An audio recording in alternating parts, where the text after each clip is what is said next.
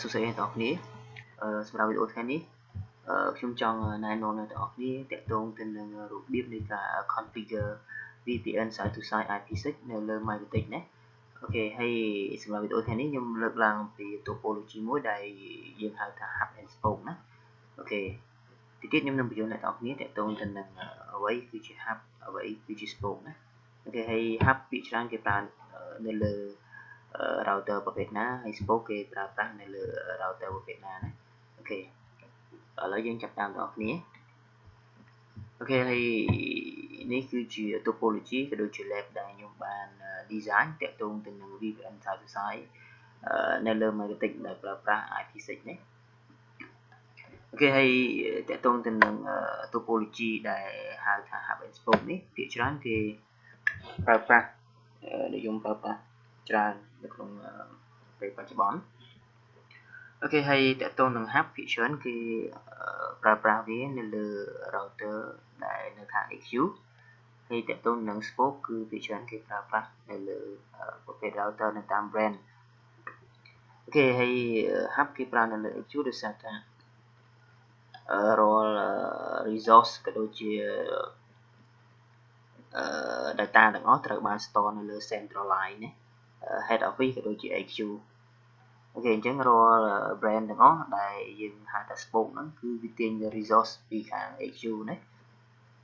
អញ្ចឹងបានជាគេហៅថាវាជាខាង brand ហ្នឹងហៅថា spoke ណាអូខេហើយខាង EQ ហ្នឹងគេហៅថា hub ណាអូខេអញ្ចឹងនៅខាង EQ គឺជាកន្លែងដែល store នៅ resource ទាំងអស់ដូចជា file server ឬមួយអ្វីផ្សេងៗទាំងអស់ដែល store នៅលើ EQ ហ្នឹងគេឲ្យសម្រាប់ brand គឺយើង connection ទាំងអស់គឺត្រូវបាន book មកកាន់ EQ ទាំងអស់ដើម្បីទាញយក resource ហ្នឹងអាហ្នឹងគេហៅថា spoke ណាតាម brand គេហៅថា spoke គឺទាញយក connection ក៏ដូចជាទាញយក resource ចេញពី head office ណាគេអាហ្នឹងគេហៅថា topology មួយដែលគេហៅថា hub and spoke ណាគេហ្នឹងគឺជា topology hub and spoke អូខេអញ្ចឹងរាល់ការ configure VPN គឺយើងធ្វើការ configure ដោយធម្មតាទេដែលខ្ញុំបានបង្ហាញអ្នកនរគ្នារួចរាល់ហើយនៅក្នុងវីដេអូមុនអូខេអញ្ចឹងដោយឡែកសម្រាប់វីដេអូថ្ងៃនេះខ្ញុំបន្ថែម brand មួយទៀតណាពីមុនយើងមានតែមួយ brand ទេអូខេសម្រាប់ថ្ងៃនេះយើងមានរហូតដល់ទៅ2 brand អូខេអញ្ចឹងខ្ញុំនឹងធ្វើការ configure ឲ្យ MikroTik ខាង EQ នេះ score brand 1ហើយនឹង score brand 2នេះអូខេ brand 2 brand 3នេះគេបន្តមកខាង brand នេះគឺស្គាល់គ្នាទៀតណា connection ពី brand និង brand គឺវាស្គាល់គ្នាទៀតអូខេឥឡូវយើងចាប់ដើមបងប្អូនគ្នាតាក់ទងទៅនឹងវីដេអូថ្ងៃនេះអូខេអញ្ចឹងយើងនឹង follow ទៅតាមអ្វីដែលយើងបានកំណត់ណាអូខេអញ្ចឹងយើងមានទាំងអស់6 step ណា step ទី1រហូតដល់ step ទី6អូខេអញ្ចឹងសម្រាប់ step ទី1យើងធ្វើការកំណត់ interface name ក៏ដូចជាធ្វើការ assign IP address ដែលយើងបានកំណត់វានៅលើ diagram របស់យើងណាអូខេអញ្ចឹងយើងនឹង follow ទៅតាម diagram របស់យើងដាក់ IP ហ្នឹងចូលទៅតាម interface នីមួយៗណាអូខេឥឡូវយើងចាប់ផ្ដើមធ្វើការងារយើងដំបូងយើងនឹងធ្វើការ configure នៅលើ MikroTik ដែលនៅខាង EQ ណាអូខេអញ្ចឹងឥឡូវខ្ញុំ rename នេះមួយទៅដាក់ថា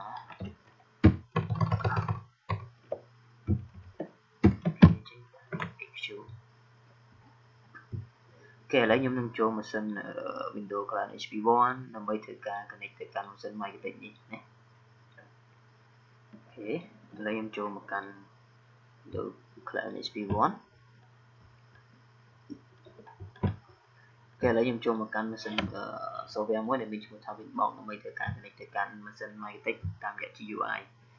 អូខេឥឡូវខ្ញុំបានចូលមកកាន់ម៉ាស៊ីន MikroTik ហើយ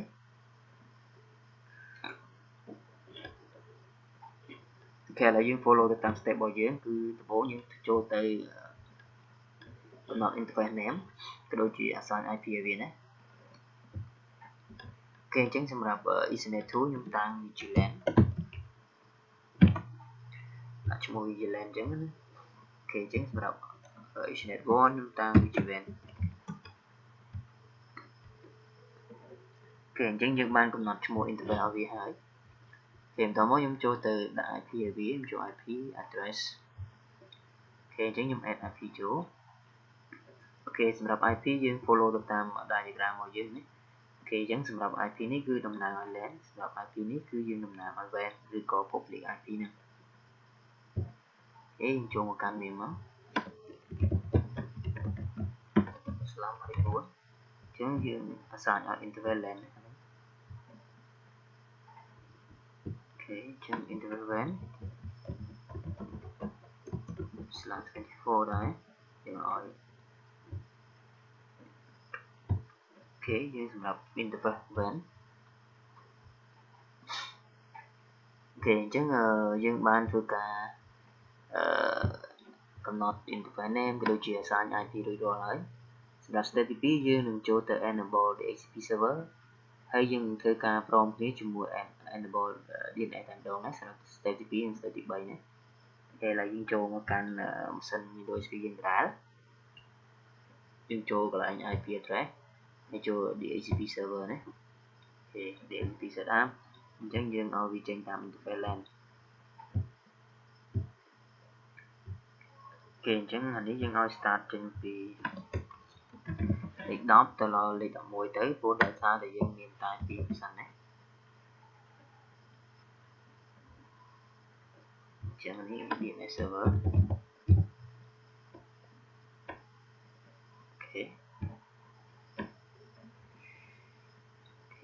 តោះមកខ្ញុំrefresh IP មួយតើវាចាប់បាន DHCP អត់អូខេអញ្ចឹងវាចាប់បានលេខ11ណាសម្រាប់ម៉ាស៊ីន HP នេះគឺវាលេខ11ណា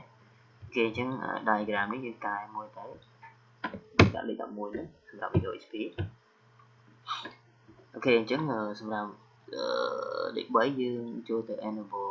DNS server អូខេអញ្ចឹងចូលមក Windows XP ដែរចូលមកកាន់ IP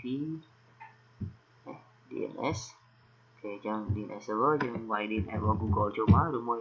DNS ដែល ISP ឲ្យយើងណាអូខេសម្រាប់ខ្ញុំប្រើ DNS Google ដើម្បីធ្វើការ testing អូខេអញ្ចឹងសម្រាប់ step ទី4យើងនឹងចូលទៅ configure dynamic routing protocol ណាអូខេអញ្ចឹងខ្ញុំនឹងចូលទៅ configure វា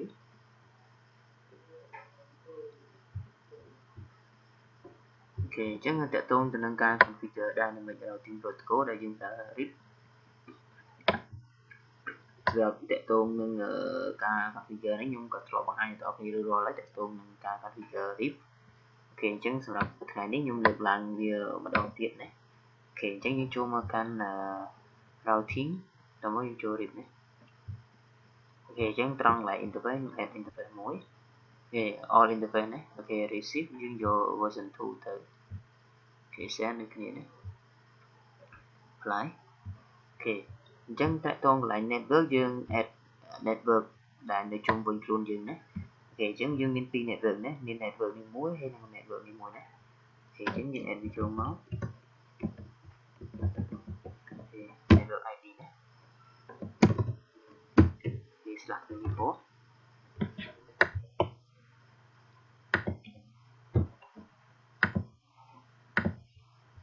ូខេអញ្ចឹងមួយទៀត1.2.11.1.1.0/24 ដែរអូខេអញ្ចឹងយើងបាន advertise network ដែលនៅជុំវិញ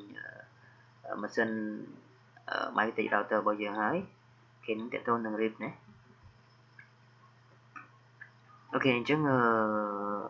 សម្រាប់ step ទី4យើងបាន configure RIP រួចហើយអូខេអញ្ចឹងសម្រាប់step ទី5យើងនឹង